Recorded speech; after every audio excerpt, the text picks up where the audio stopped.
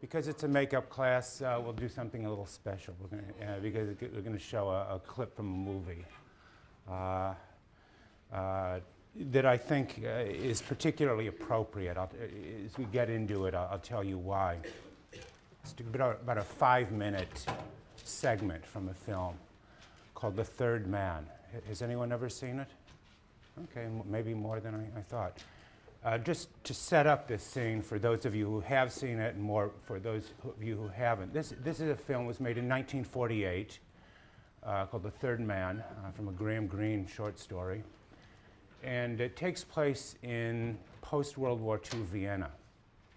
And the clip we're going to see, the most famous part of the movie, takes place of a conversation between two old friends. One of them, played by Orson Welles, is in a black market racket in Vienna and is making a living doing something very bad in the black market.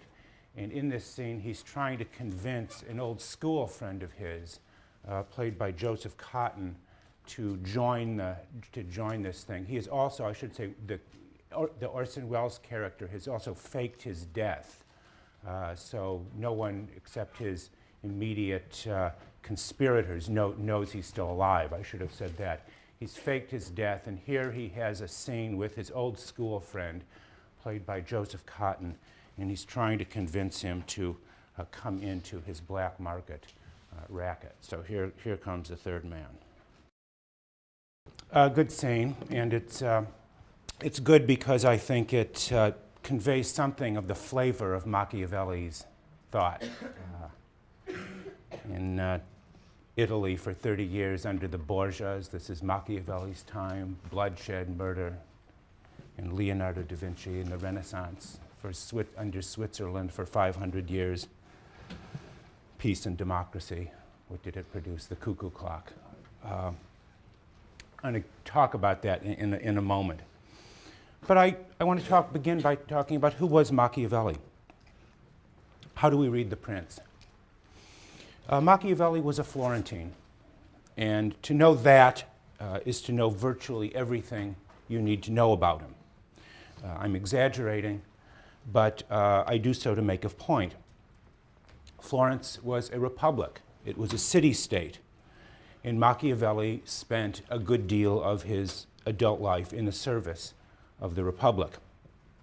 Living in Florence, the center of the Renaissance, at the height of the Renaissance, Machiavelli wished to do for politics what his contemporaries like Leonardo da Vinci and Michelangelo had done for art and sculpture. In other words, he hoped to revive in some way the spirit of the ancients, of antiquity, but to modify it in the lights of his own experience. And as he puts it in the dedication of his most famous book, he writes that this book, The Prince, is a product of long experience with modern things and a continuous reading of the ancient ones. In Machiavelli, we have what we have come to call modernity, given its first and most powerful expression. But Machiavelli was not an ordinary Florentine. He grew up under the rule of the Medici, that is to say, the first family of Florence, and lived to see them deposed by a Dominican friar by the name of Savonarola. Savonarola attempted to impose a kind of theocracy in Florence, a sort of Christian republic of virtue, but the Florentines, being what they were, rejected this idea, and the rule of Savonarola was short-lived. And in its place, a republic was reestablished, where Machiavelli occupied the office of secretary to the Second Chancery, a kind of diplomatic post, which he held for 14 years, from 1498 to 1512. And after the fall of the Republic and the return of the Medici to princely rule there, Machiavelli was exiled from the city, from politics, to a small estate that he owned on the outskirts of the city. And you can visit it today. And it was here, from a place of political exile that he wrote his major works, The Prince, the Discourses on Livy, and The Art of War. And it was from here also that he wrote voluminous letters to friends seeking knowledge about politics. Machiavelli was a kind of political junkie, you could say, and happenings in Italy and elsewhere. And in one of these letters, a famous letter to his friend, a man named Francesco Vittori, he describes how he came to write his most famous book. And I want to read a passage from that letter. And it is also, I should say, on the basis of this letter, which is why I ask people from time to time to remove their caps in the classroom, from the house of study. This is the way Machiavelli approached study. When evening comes, he writes, I return to my house and go to my study. At the door, I take off my clothes of the day covered with muck and dirt, and I put on my regal and courtly garments. And decently reclothed, I enter the ancient courts of ancient men, where received by them lovingly, I feed on the food that alone is mine and that I was born for. There I am not ashamed to speak with them and to ask them the reasons for their actions, and they in their humanity reply to me. And for the space of 4 hours every night I feel no boredom, I forget every pain, I do not fear poverty, and death does not frighten me. I deliver myself entirely unto them. And because Dante says that to have understood without retention does not make knowledge, I have noted what capital I have made from their conversations and have composed a little work on principalities, where I delve as deeply as I can into reflections on this subject, debating what a principality is, of what kinds they are, how they are acquired, how they are maintained, and why they are lost. So there Machiavelli gives us a sense of the seriousness with which he approached his subject, how he studied, and what it was he came to write. Let me just say from the beginning, The Prince is a deceptive book. What else would we expect from the name of a man that has become synonymous with deception? It is a work, The Prince, that everybody has heard of, perhaps has some preconception about. I was checking the web yesterday and I found a new book about Machiavelli, which none of these ever fail to surprise me. This one is called The Suit, a Machiavellian guide to men's fashion. Check it out.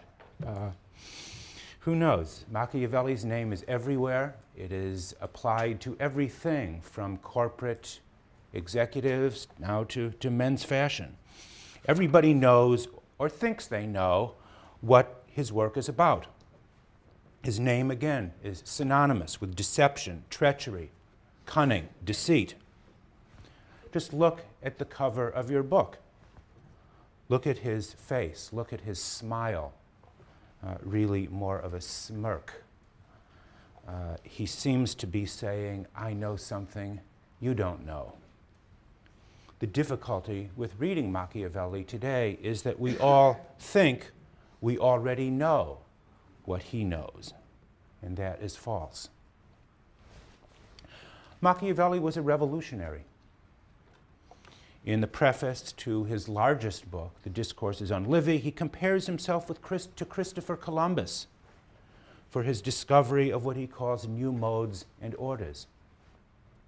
What Columbus had done for geography, Machiavelli claims he will do for politics. That is to say, discover an entirely new continent, a new world, so to speak, the new world of Machiavelli. Machiavelli's new world, his new modes and orders, will require clearly a displacement of the earlier one, of the previous one. When Machiavelli wrote, of course, the dominant form of political organization was the empire, or to speak more precisely, the Christian empire. The Holy Roman Empire, as it was known in the time of Machiavelli, was the successor to the ancient Roman state, the older Roman Empire. Both of these empires had aspired to a kind of universality. And this universality was given expression in Dante's famous treatise, De Monarchia, of monarchy, that set out a model for a universal Christian state based on the unity and oneness of the human race under a Christian ruler. Machiavelli rejected this idea of the empire and harked back instead to the model of Republican Rome. And there is much in his writing that recalls the sort of extraordinary virtues and capacities of the citizens of the ancient Republican city-state. But you might say, just as Machiavelli broke with the dominant model of Christian universalism, so too did he reject the ancient model of the small, autonomous Republican state. He makes this clear in a famous passage at the beginning of chapter 15 of The Prince, and I just want to read that passage as well. Here Machiavelli says, "I depart from the orders of others. I depart from their modes," he says. "But since it is my intent to write something useful to whoever understands it, it has appeared to me more fitting to go directly to the effectual truth of things than to the imagination of it. And many have imagined," one thinks here of Plato perhaps, but also to Christianity, "many have imagined republics and principalities that have never been seen or known to exist in truth. For it is far from how one lives to how one should live, that he who lets go of what is done for what should be done learns his ruin rather than his preservation." In other words, no Platonic cities in speech, no Augustinian cities of God. We will only look, he says, to the effectual truth of things, the effectual truth of the matter, not the imagination of it or the utopia of it. That passage is often taken to be the beginning of chapter 15, the essence of Machiavellian realism, a kind of realpolitik, as it were, his appeal from the ought to the is, to take one's bearings again from the effectual truth of things. This seems to be in many ways the essence of his teaching. To be sure, Machiavelli focuses on key aspects of political reality, which are often ignored by thinkers like Plato and Aristotle. Murders, conspiracies, coup d'etat, these are the kinds of political phenomena he is interested. He seems to be more interested in the evils that human beings do than the goods to which they aspire. You might even say that Machiavelli takes delight in demonstrating, much to our chagrin, the space between our lofty intentions and the actual consequences of our deeds. And yet, it would seem to me there is more to Machiavelli than the term realism connotes, although that is certainly important. In this passage, Machiavelli announces his break, indeed his repudiation of all those who have come before, all those who have come before. He both replaces and yet reconfigures, according to his own lights, elements from both the Christian Empire and the Roman Republic to create a new form of political organization, distinctly his own, what we might call today the modern state. Machiavelli is the founder, the discoverer, the inventor of the modern state. This modern secular sovereign state was refined and developed in the decades and centuries after Machiavelli in the writing of Hobbes, of Locke, of Rousseau, to say nothing of contemporary 20th century writers from both the right and the left, Max Weber, Carl Schmitt, to a man, an Italian philosopher named Antonio Gramsci, who was the author of a book, interestingly, called The Modern Prince, based on Machiavelli himself. Machiavelli's state itself has universalist ambitions in many ways, much like its Christian and Roman predecessors. But this is a state, he believes, that has now been liberated, or at least emancipated from Christian and classical conceptions of virtue. The management of affairs is left to those people who he calls princes, which, as the Machiavellian usage designates, a new kind of political founder or leader endowed with a new species of ambition, love of glory, and elements of prophetic authority that we might call charisma. But just what was the nature of the revolution contemplated by our founder, Machiavelli, the founder of modern political science? Consider just for a moment the title and dedication of the book. The Prince appears on its surface to be a most conventional work.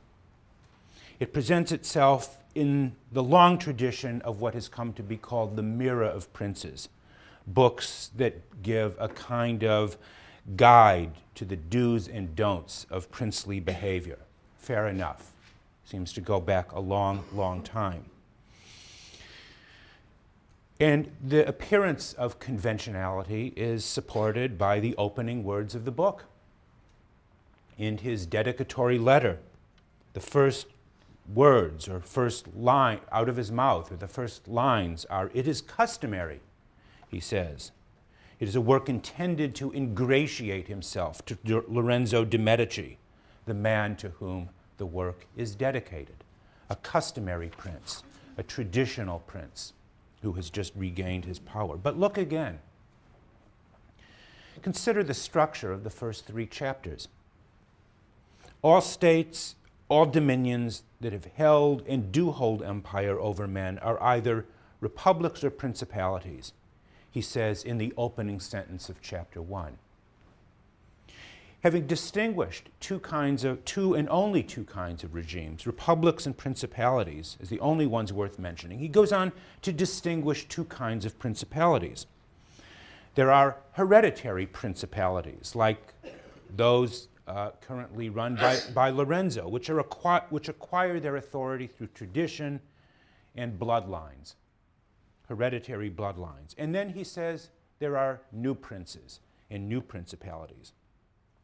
Machiavelli then asserts that his book will deal only with principalities, leaving, he says, the discussion of republics for elsewhere. One assumes his discourses on Livy, which he was already writing by this time. But then Machiavelli goes on to tell the reader that the exclusive subject of this book, the exclusive subject, will be the new prince. In other words, not Lorenzo at all, but precisely princes who have or will achieve their authority through their own guile, their own force, or their own virtu, to use the famous Machiavellian term that I want to talk about later. The true, in other words, recipient of this book must be necessarily the potential prince, that is to say, someone with sufficient political audacity to create their own authority, who has not simply received it from the past, but to create their own authority. Maybe one could even say Machiavelli's prince is in a way the first truly self-made man. So what then is the character of this new prince, and how does he differ from more conventional modes of princely or political authority? And in one of the most famous chapters of the book, chapter 6, entitled "Of New Principalities That Are Acquired Through One's Own Arms and Virtue," there's that word again, virtu, one's own arms and virtue, Machiavelli discusses the character of the modern prince, the new prince. "A prudent man," he writes, "should always enter upon the paths beaten by great men and imitate those who have been most excellent, so that if his own virtue does not reach that far, it at least is in the odor of it. We at least come within, you might say, sniffing distance of their greatness. One should do," he says, "what archers do when attempting to reach a distant target, namely, aim your bow high, knowing that the force of gravity will bring the arrow down. In other words, set your sights high, knowing you will probably fall short. So who are the greatest examples, he says, of princely rule that the prudent man, interesting choice of words, the prudent man should imitate? And here Machiavelli gives a list of those heroic founders of peoples and states: Moses, Cyrus, Romulus, Theseus, and so on. As one examines their actions and lives, he writes, one does not see that they had anything else from fortune than the opportunity which gave them the matter, enabling them to introduce any form they pleased. Notice in that sentence he uses those Aristotelian terms, form and matter, that we spoke about in relation to the Aristotelian regime.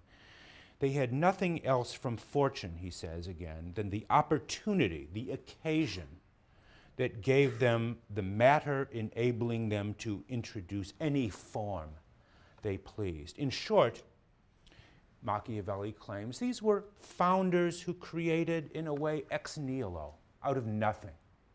They only had the occasion and a kind of formless matter upon which they could adopt and impose any form they took. And they had, of course, the strength of mind as well as the audacity and cunning to take advantage of this situation. Such opportunities, he writes, such occasions made these men successful, and their excellent virtue enabled the opportunity to be recognized. Hence their fatherlands were ennobled by it, and they became prosperous. They took advantage of their opportunities, seized their opportunity, and imposed their own form upon it. And it is here that Machiavelli introduces his famous distinction between armed and unarmed prophets. All the armed prophets, he says, conquered, and the unarmed were ruined. This seems to be, and is clearly, a kind of classic statement of sheer Machiavellian power politics. All politics grows out of the barrel of a gun, as a famous 20th century Machiavellian once put it. The armed prophets conquer, the unarmed lose. But there seems to be more to it than this. Machiavelli compares the prince to a prophet. Why does he use that language? What is a prophet? The most obvious answer is a person to whom God speaks. Machiavelli's armed prophets may not be religious figures, and they are not necessarily recipients of divine knowledge, but they seem to be, at least on his account, people of exceptional personal qualities that allow them to bring laws, to be law-bringers, lawgivers, shapers of institutions, and also reformers of opinions that govern our lives. Machiavelli's armed prophet is more than just a gangster, like Orson Welles in that part.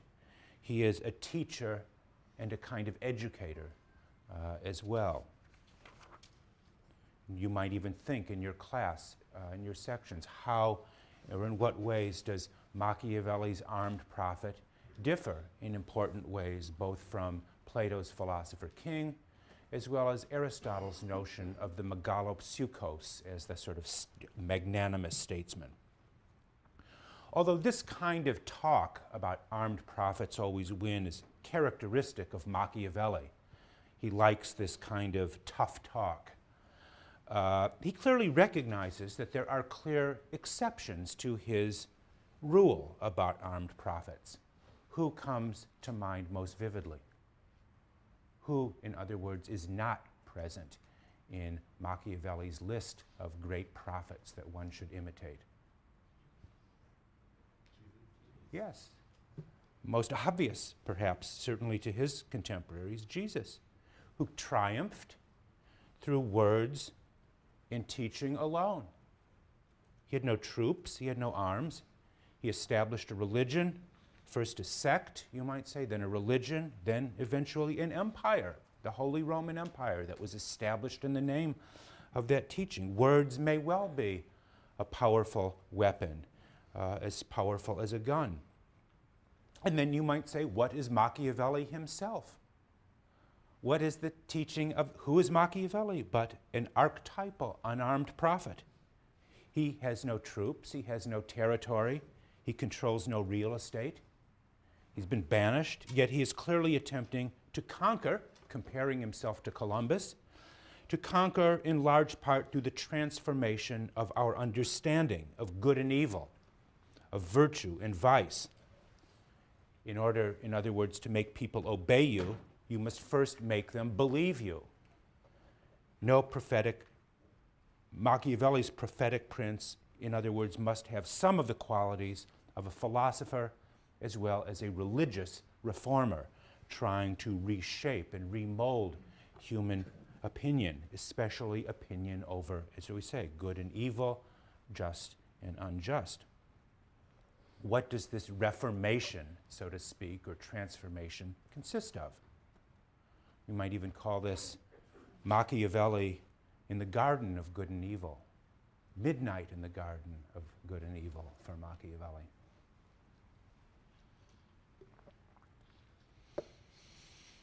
One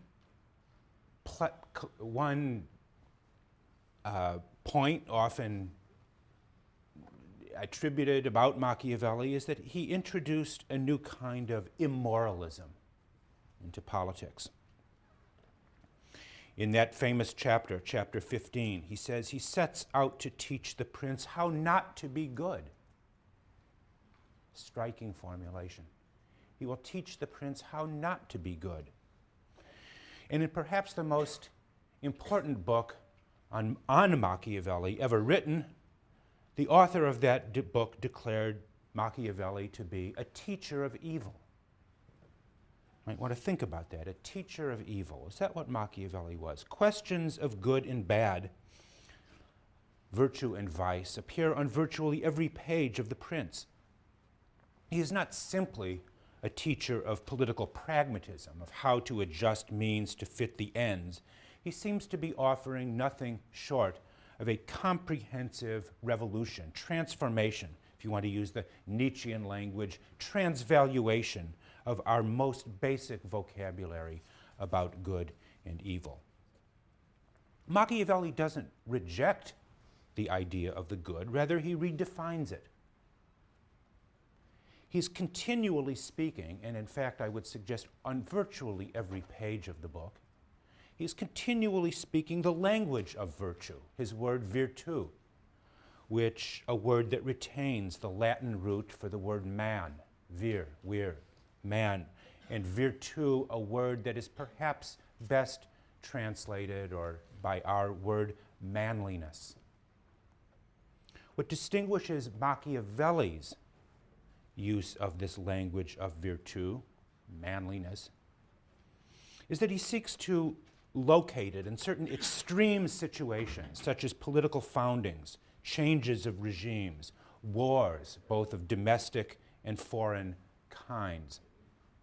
What distinguishes Machiavelli from his predecessors, in many ways, is his attempt to take the extraordinary situation, the extreme situation, again, the extremes of political founding, conspiracies, wars, coups, it takes them as the normal situation and then makes morality fit that extreme. His examples are typically drawn from situations of human beings or polities in extremis, where the very survival or independence of a society is at stake. In those situations, you might say, and only in those situations, is it permissible to violate the precepts of ordinary morality. In those situations, one must learn, as he says, how not to be good, to violate the conventions and canons of ordinary morality. Machiavelli takes his bearings from these extreme states of emergency and in his own way seeks to normalize them, to present them as the normal condition of politics. Machiavelli's preference for these extreme situations expresses his belief that only in moments of great crisis, where the very existence of a state is at risk, does human nature truly reveal itself. do we finally or fully understand what people are, only in the most extreme situations. The paradox that might say runs throughout all of Machiavelli's morality is that the very possibility of virtue grows out of, and in fact is even dependent upon, the context of chaos, violence, and disorder that always threatens political world. Think of it. I mean, think of many of our great political models or heroes. What would the Duke of Marlborough have been without Louis XIV? What would Washington have been without George III? What would Lincoln have been without the slave interest? What would Churchill have been without Hitler? In other words, his point is that good is only possible because of the prior existence of bad. Good is founded upon evil. And even the greatest goods, the founding and preservation of cities, often require murder. What was Romulus's murder of Remus, or Cain's murder of Abel, but a kind of murder that at the basis of the founding of cities and civilizations. One thinks in a way of Wells's line in The Third Man when he looks down, from above and says, if I gave you 20,000 pounds for every dot that stopped moving, would you really tell me to keep my money? Requires, for Machiavelli, the founding of regimes requires that kind of cold and cruel calculation. Of course, it's being used in the movie just to support a criminal enterprise, not the founding of a city, and we might investigate that as well. But Machiavelli does not deny that in ordinary times, in what we might call times of normal politics, the ordinary rules of justice prevail. He also shows, however, that normal politics is itself dependent upon extraordinary politics, periods of crisis, anarchy, instability, revolution, where the normal rules of the game are suspended. It is in these times, you might say, when individuals of extraordinary virtue and capacity, prophetic qualities, as he calls it in chapter 6, are most likely to emerge. While the Aristotelian statesman, just to make a contrast for a moment, is most likely to value stability and the means necessary to achieving it, the Machiavellian prince seeks war because it is only, again, in the most extreme situations that one can prosper and be prosperous. Think about the lines again from the movie, for 30 years under the Borgias, violence, murder, terror, bloodshed. But what did it produce? Greatness of an unprecedented type. Stability, democracy, brotherly love, peace. What does that produce? Mediocrity, the cuckoo clock. There might be a little more of Nietzsche suggested in that than Machiavelli, but I think the Machiavellian overtones are very evident. Consider just the following. Every child, every one of you, every one of us was brought up to know that one must never do wrong, even if good consequences are seen to follow. It is never right to give bad examples to others, even if one expects good to come from it. Yet Machiavelli breaks these rules about not giving bad examples. Virtue is not associated with the classical conceptions of moderation, of justice, of self-control, or with the Christian virtues of faith, hope, and charity. Virtue means for him a kind of manly self-assertion, audacity, ruthlessness, a reliance on one's own arms, and calculated use of cruelty to achieve one's ends. The model of Machiavellian virtù is the Renaissance statesman and general Cesare Borgia. And it's very interesting that Orson Welles made a movie, not so often seen today, about Cesare Borgia. I want to leave you with reading one passage from The Prince, chapter 7, in which Machiavelli illustrates the kind of virtù Cesare represented and that he wants to recommend for those who follow him. Once the Duke, that's Cesare himself, once the Duke had taken over the Romagna, an area outside of Florence, he found it had been commanded by impotent lords who had been readier to despoil their subjects than to correct them, and had given their subjects matter for disunion, not union. So Cesare put there, he says, Messer Ramiro di Orco, a cruel and ready man to whom he gave the fullest power. So Cesare set up as a lieutenant of his to impose order on this area, and to whom he delegated the fullest responsibility. In short time, he goes on, Ramiro reduced it to peace and unity with the very greatest reputation for himself. Then the Duke judged that such excessive authority was not necessary because he feared it might become hateful, and he set up a sort of civil court in the middle of the province with the most excellent president where each city had its advocate. And because he knew that the past rigors had generated some hatred for Ramiro, to purge the spirits of that people and to gain them entirely to himself, he wishes to show that if any cruelty had been committed, this had not come from him, from Cesare, but from the harsh nature of his minister. And having seized this opportunity, get that language, seized the occasion, seized this opportunity, he had him placed one morning on the piazza in two pieces, with a piece of wood and a bloody knife beside him. He had him cut in two, the bloody knife and a piece of wood beside him. The ferocity of this spectacle, Machiavelli concludes, left the people at once satisfied and stupefied. And that, of course, is Machiavelli's virtù, princely virtue. What you do to leave the people satisfied and stupefied, what we might call today shock and awe. Okay, next week we'll continue this learned man.